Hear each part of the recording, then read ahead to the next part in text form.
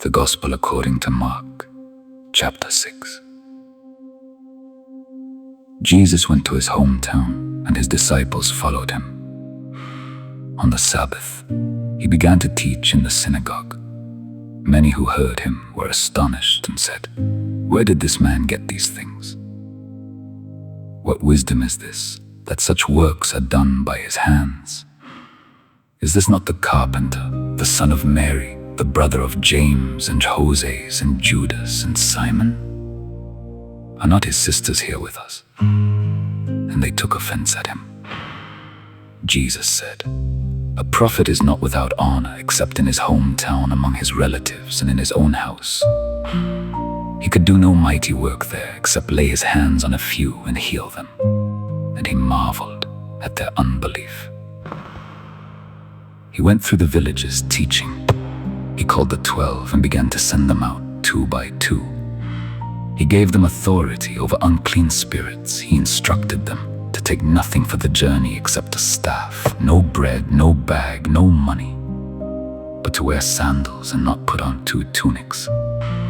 He said, "Whenever you enter a house, stay there until you leave that place. If any place does not receive you or listen to you, shake the dust from your feet." So they went out and proclaimed that people should repent. They cast out many demons and anointed the sick and healed them.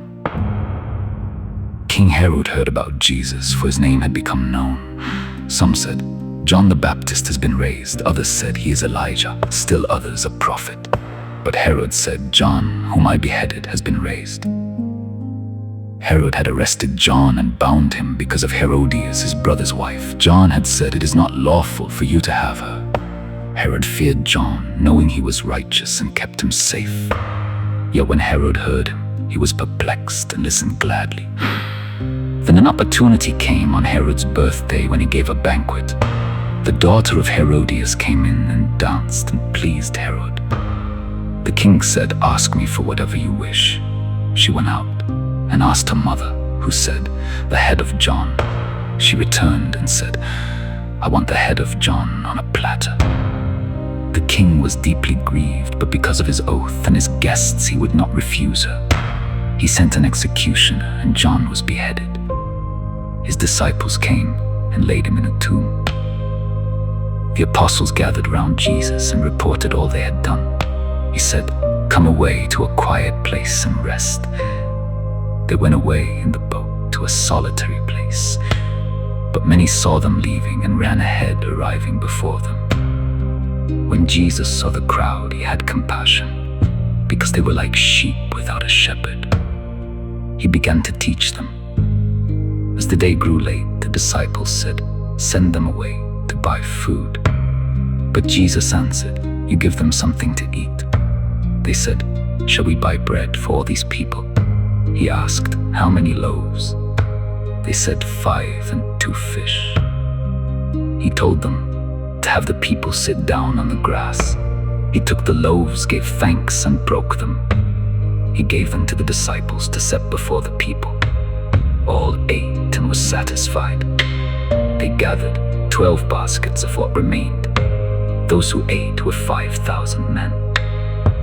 Immediately, he made the disciples get into the boat and go ahead while he dismissed the crowd. He went up on the mountain to pray. Later, the boat was in the middle of the sea and he was alone. He saw them straining at the oars because the wind was against them. He came toward them, walking on the sea. They thought it was a ghost and cried out. Immediately, he spoke to them, "Take courage. It is I. Do not be afraid." He climbed into the boat and the wind ceased. They were amazed, for they had not understood about the loaves. When they crossed over, people recognized him. They ran through the region and brought the sick to wherever he was. Wherever he went, they laid the sick and begged to touch even his garment. All who touched it were healed.